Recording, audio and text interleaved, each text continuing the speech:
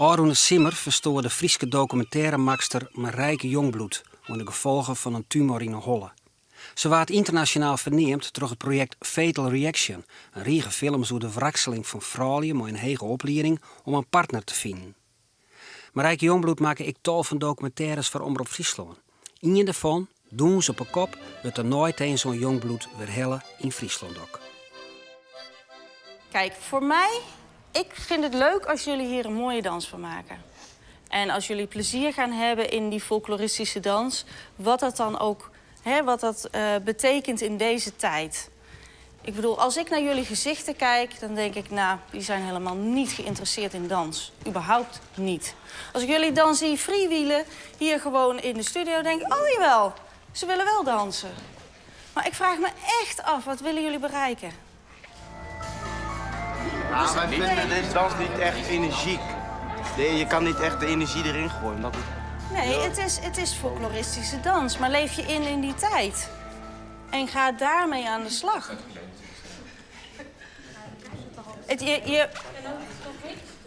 Ja, maar voor hun was het een feestje. In die tijd. Ik vond het ook een feestje, hoor. Nee. Ja, feestje.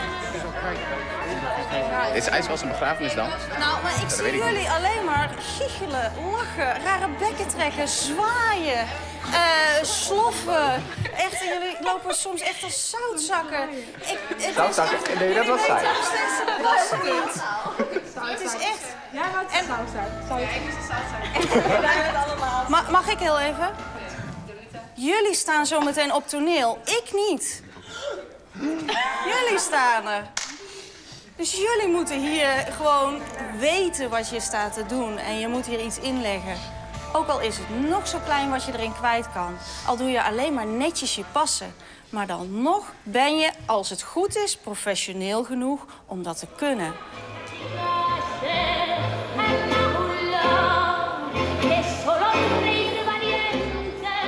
Dan is ballroom dancing toch wel wat ruiger, vind ik. Ook als je echt zo'n tango hebt en zo. Je staat toch anders tegen elkaar aan dan met folklore. Zeg ik nou goed? Ja, folklore. Ik zeg ook steeds folklore dansen. Ik kan het gewoon niet uitspreken, ik zeg dat folklore. We hebben bijvoorbeeld geleerd dat je heel groot en ver en met uitstraling zo dansen. En dan bij folklore zie je heel erg dat ze echt met elkaar dansen en een beetje ingetogen en statig en zo.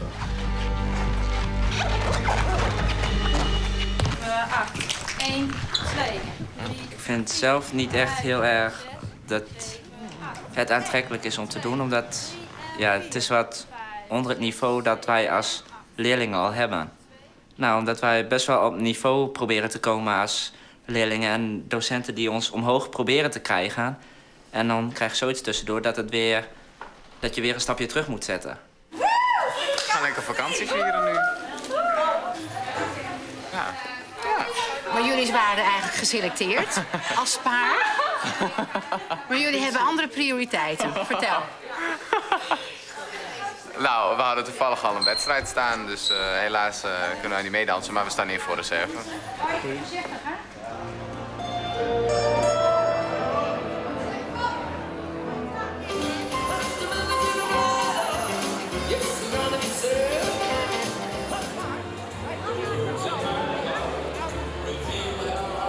Je bent op een gegeven moment wel een beetje aan de stress. Het wordt gewoon een beetje normaal voor je. Natuurlijk is het wel spannend als je vloer oploopt, maar ja, je leert er wel mee omgaan. Dansen wordt wel steeds hipper weer. Het wordt ook door tv-programma's zoals So You Think You Can Dance, het wordt wel weer naar voren gehaald. En dat is wel heel erg fijn voor de sport. Want het is totaal niet oudbollig, zoals de meeste jongeren nu denken. Net zoals folkloristisch dansen. Nu vind ik dat zelf ook een beetje oudbollig, maar goed.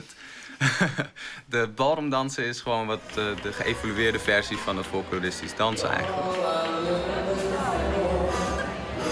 Nou, het is vooral voor mij een uitlaatklep van emoties.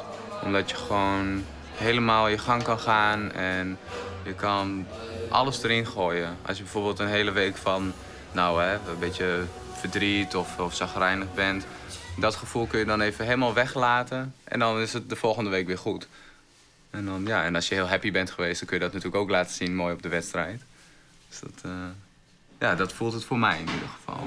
Ja, gisteren al. Nee, maar allebei wat meer vanuit de voeten. Maar de vloer is voor mij vrij, ja, was glad en zwaar. Nou, dat zwaar valt wel mee. Maar... Het staat echt op mijn nummer 1. Komt nog voor mij voor school altijd. Dat mag ik eigenlijk niet zeggen. Maar goed, hè, voor je gevoel, je hebt altijd een gevoel. En ja, dit is een soort van kindje, familie ook. Dat de wereldkampioenschappen bereiken, dat is wel mijn doel in ieder geval.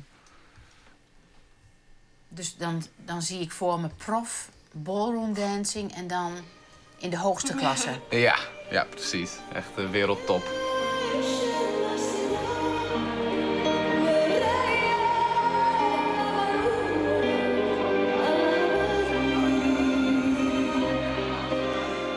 Luigi, nu heb je de kans om het gewoon goed te doen. Want ik doe het een stuk rustiger dan dat het eigenlijk het tempo is. Nee, je moet niet meekijken, je moet mee doen. Dat doet hij toch? Ja.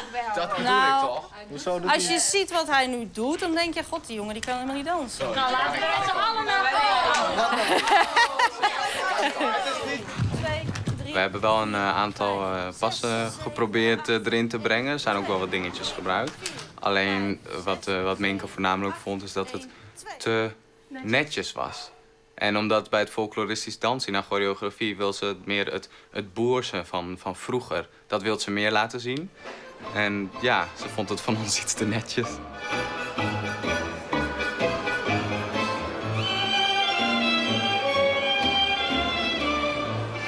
Naast de vloer is alles goed, maar op de vloer zijn je beste vrienden je vijand, zeg maar.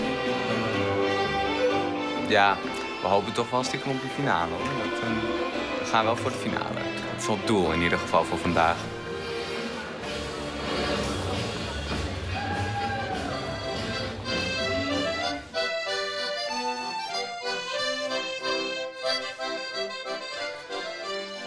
Dat kreeg ze vroeger op het doensvlier. Dan wien ik hier willen. En dat ga je nou ik.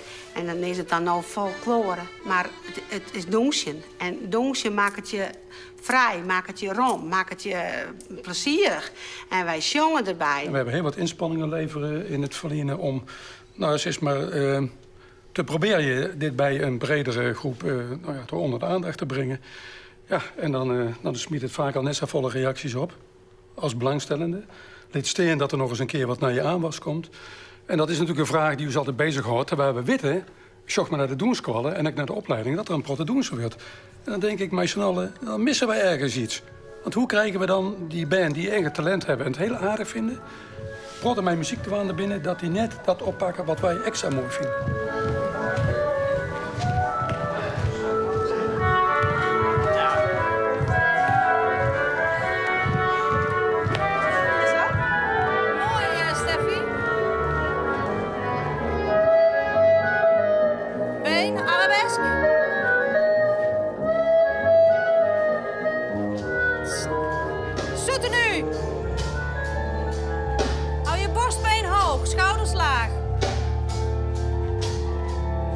Ik weet dat ik deze 4 dagen heb en dat ik tot een punt moet komen. En ik probeer zo gericht mogelijk door te gaan. En me zo min mogelijk te laten afleiden door alle dingetjes eromheen. En ik vind het heel vervelend als ik ze bij de les moet roepen. En dat doe ik ook niet heel erg veel, maar ik doe het wel. Maar ik ben veel meer gewend om met gelijkgezinden te werken.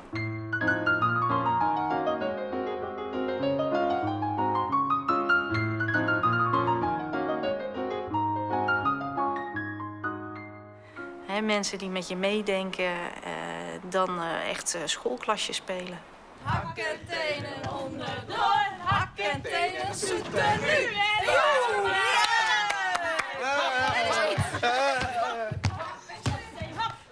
6, 7, 8, 1, 2, 3, 4, 5, 6, 7, armen. 1, 2, molen, wiek, 5, 6, 7 en 8. 1, 2, 3, 4, 5 en 6. Michael heeft heel veel aangereikt. Ja, ik heb heel veel gemaakt. Ja, klopt. Ja, mijn reproductievermogen is best wel hoog. Dus ik was altijd degene die zat te schreeuwen wat moesten doen. Dus als ze dan zeg maar iets moesten doornemen, meestal werd ik er dan uitgehaald van, nou, Michael weet het wel. En dan moest ik het dus voordoen. Ja. Voor alle heren, we doen die. 2 keer. En dan kijk. 6, 7, 8 en loop. En loop, ja. Dus eerst naar links. Dit is de slaapmuts, toch? Nu naar hem. Draaien. Ja. Zo. En ik ga daar. Cat, daddy en... Zo. En dan links. En die kan ook. Ja. Eerst deed ik Forensic Science van het CSI gebeuren zeg maar, in Leeuwarden. En daarna deed ik chemie in Groningen. Dat was allebei niks. En toen ging ik dansen. Forensic Science, dat klinkt heel speciaal. Wat is dat? Dat is heel veel bloedonderzoeken en... Wat? Er staat heel ver van dansen af. Ja. Ik was wel heel redelijk goed in scheikunde op HAVO. Dat vond ik ook wel leuk. Maar het was zo saai. Goed zo.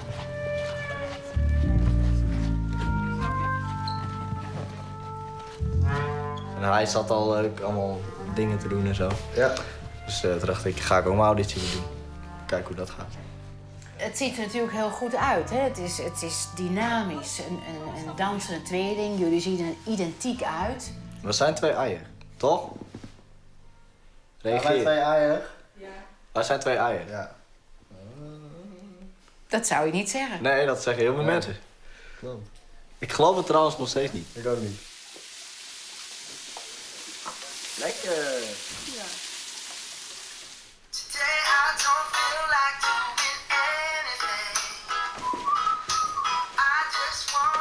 Heel veel filmpjes.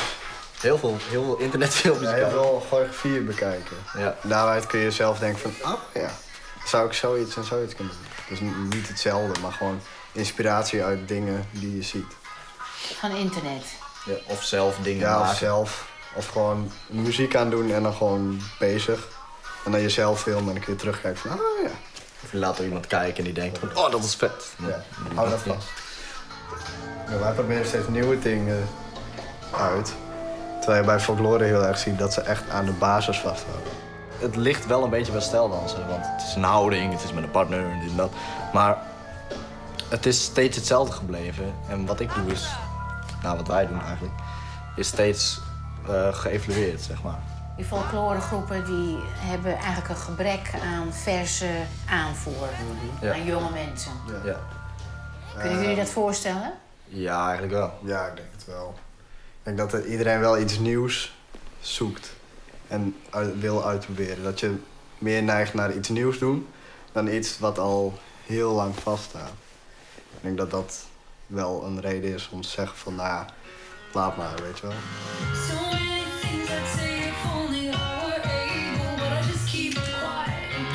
Nieuwe stukje, 1, 2, 4, 5, 6, draai terug, 1, hop. Mijn masterplan, dat is dat ik in een gezelschap kom, waarbij ik voorstellingen doe en tour en weet ik het allemaal dat. En dan daarna choreograaf ben van zo'n gezelschap. En dat ik daarna les geef. Dus dat ik al die ervaring van zelf dansen en choreograferen, dat ik dat kan overbrengen aan leerlingen als ik les geef.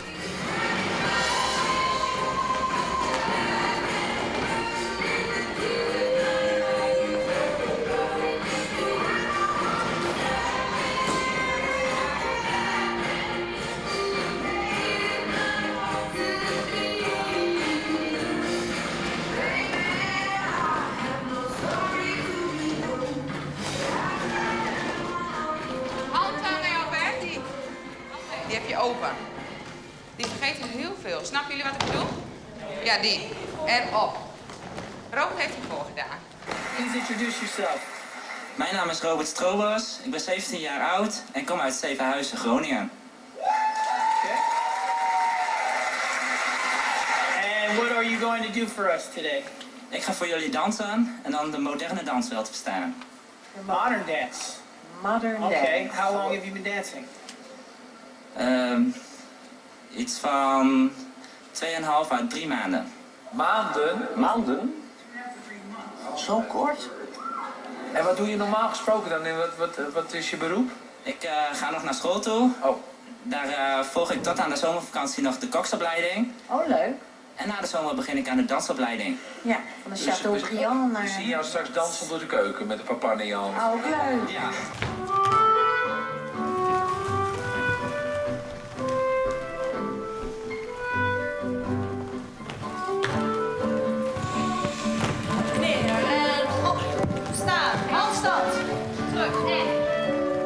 Ik ben opgegeven door een klasgenootje omdat ik zeg maar uit de klas ging bij de koksopleiding. Dat heb ik hiervoor nog gedaan. En daar ben ik mee gestopt omdat het niet leuk meer was. En toen had de klasgenootje zoiets van, nou ja, jij laat mij hier alleen zitten, ik zal je weer terugpakken. En had je toen niet kunnen zeggen van nou, het is een misverstand, ik wil nog niet meedoen? Of had je ook een beetje hoop stiekem om toch ergens een beetje ontdekt te worden? Nou, het leek me wel leuk om maar zoiets mee te doen, dus. En wat heeft het je gebracht? Dat ik weet hoe mijn niveau ongeveer is. En dat ik ook te horen heb gekregen van waar ik sowieso aan zou moeten werken. Rushing and racing and running in circles, moving so fast I'm forgetting my purpose. Blur of the traffic is sending me spinning, getting nowhere. My head and my heart are colliding, chaotic pace of the world. I just wish I could stop it. Try to appear like I've got it together. I'm falling apart. Sometimes I feel He's taking class. He gets movement. He understands movement, but no. I can't be the slave of getting nowhere. Nou, dat is van korte duur. Heel kort. Ja, heel kort. Well, honestly, I mean, what you do, you're proving that 2.5 months, no matter how hard you were working or how much class you were taking, you know, it's just not enough to really learn how to dance. You know, you have no idea what you're doing. Really, you're just kind of moving around. En ik zou, als ik jou was, zou ik naar een waanzinnige dansschool gaan. En het helemaal gaan uitbreiden en onderzoeken. Gewoon erbij en kijken wat je er straks mee doet. Er zijn er bij jou op school ook wel best veel mensen die al meedoen, hè? Zo'n talentenjacht. Ja. Dat is natuurlijk spannend, maar het is ook wel, nou ja, het is ook wel een beetje gevaarlijk. Vind je niet? Op zich niet, want dan weet je wel dat je nog door moet trainen om het gewenste niveau te bereiken. Dus je wil eigenlijk een beetje je eigen marktwaarde toetsen daarin? Ja, ik wel. Ik weet niet hoe de rest daarover denkt, maar ik vind dat wel fijn om te weten hoe mijn eigen niveau is ten opzichte van de rest en wat ze verwachten. Weet je wat zo komisch is, Robert? Je hebt een heel komisch gezicht. En als je dan die dans bij doet en dan met een enorme blije hoofd, dat matcht niet bij elkaar. Dus je ziet een soort ster van de zwaan met een heel vrolijk gezicht. Wanneer je normaal zegt van ik ben boos, doe je nu... En iedereen ziet dat je boos bent. Van voor tot helemaal achterin. Doe hem nog eens. Eigenlijk lach je naar mij. Dus word ik niet heel bang van. Waarom ging je in eerste instantie voor zo'n koksopleiding? Ik mocht niet voor dans. Dus toen maar tweede keus, koksopleiding. En waarom mocht dat niet? Ouders?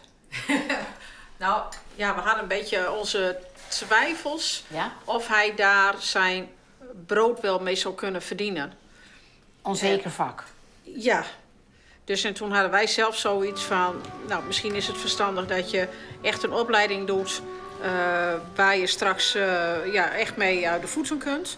En dan misschien in navolging daarop toch iets gaan doen wat je wel leuk vindt, maar meer om erbij te doen als het hoofdvak, zeg maar. Je ziet gewoon dat hij beter in zijn vel zit en dat hij met plezier nu naar school gaat.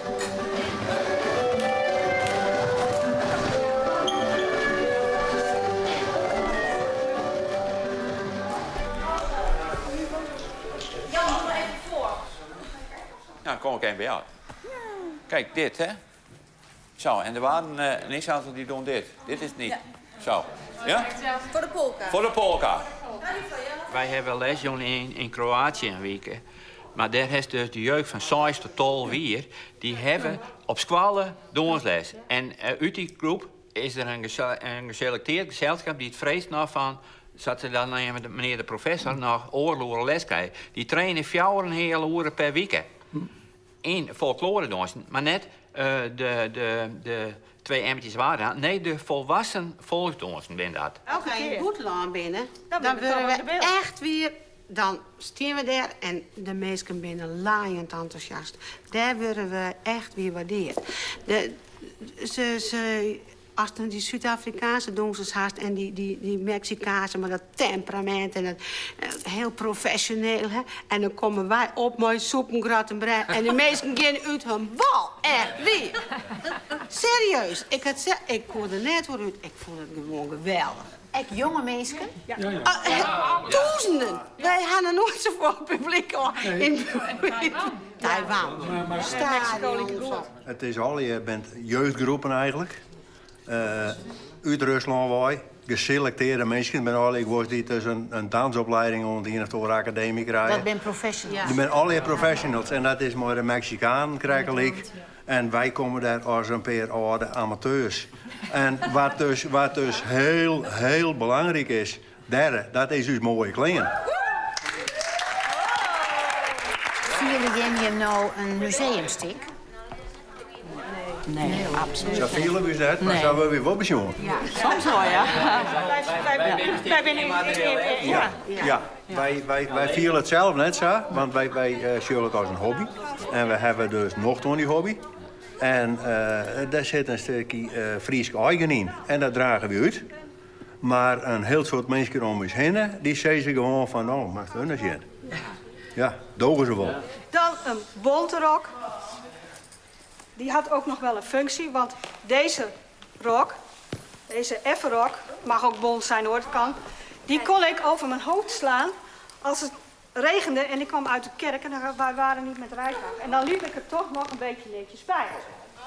Vandaar die bonte onderrok. Maar het belangrijkste sieraad van de vrouw in Friesland is haar oorijzer. Dat is een helm eigenlijk zou je kunnen zeggen. Het is maar een hele dunne, hij weegt nog geen ons.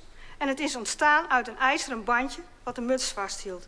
Dat groeide, dat werd zilver, dat werd goud, dat groeide verder. Tot ongeveer 1900 en toen had hij dit model. Met lang haar dan? Vroeger ging het gewoon, zodra je de huwbare leeftijd had en een oorijzer kreeg, werd je haar afgeknipt. Zo'n hoedje, dat is toch wel gewoon een beetje... Ja, vroeger werden ze op je hoofd gemaakt. Ja, dus als wij nu een oorijzer kunnen kopen, gaan wij naar de juwelier met de witte muts en de zwarte muts. En die zetten we eerst op en dan passen we het oorijzer. Want als het niet past, kun je het niet een hele dag op hebben. En ik heb het soms op van 's morgens 6 tot 's avonds 12. Dus het moet wel passen.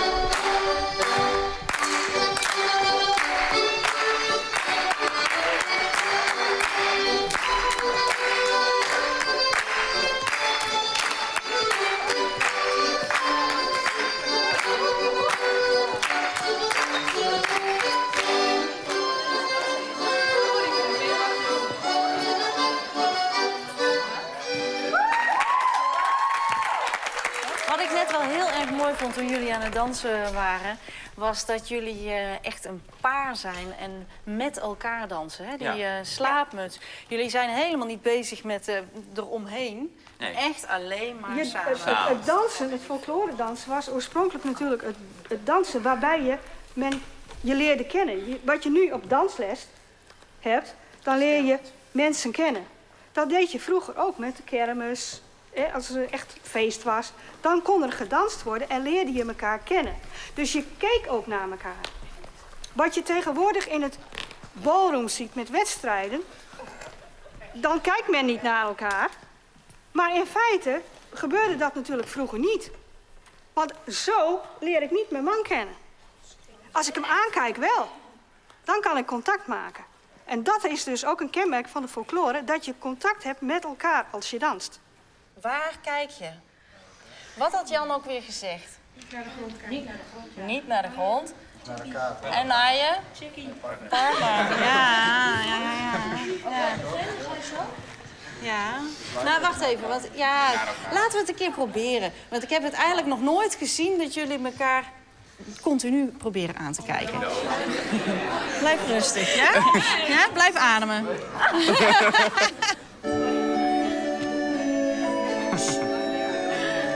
En kijk.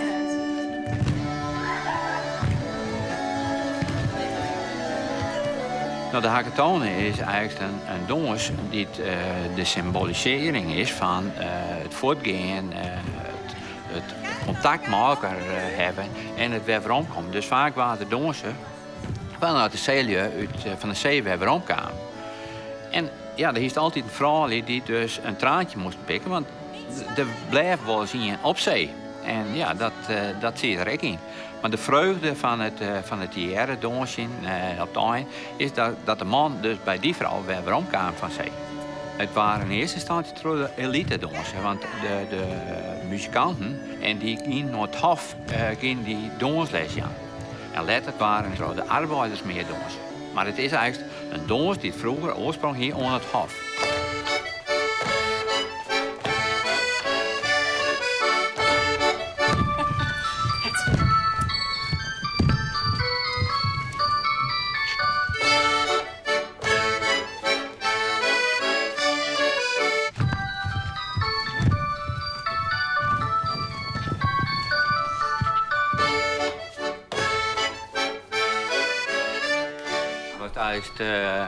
Tilburg in theatervoorstellingen vaak juist is dat traditionele dansen beginnen. Staat wij toch en heel veel een dans oernaam wordt toch jongeren, maar in één keer een hele andere setting en een steek beat eronder, maar dat het traditionele hit toch herkenbaar blijft in zo'n dans.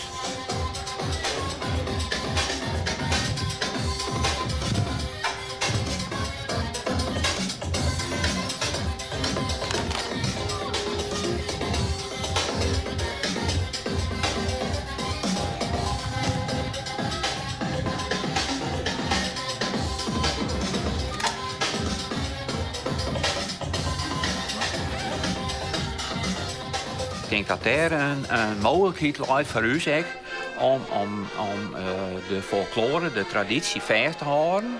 Deels, maar met een nijmoedige invloeden. Want wij hebben 64 alleen gekozen voor een T-track.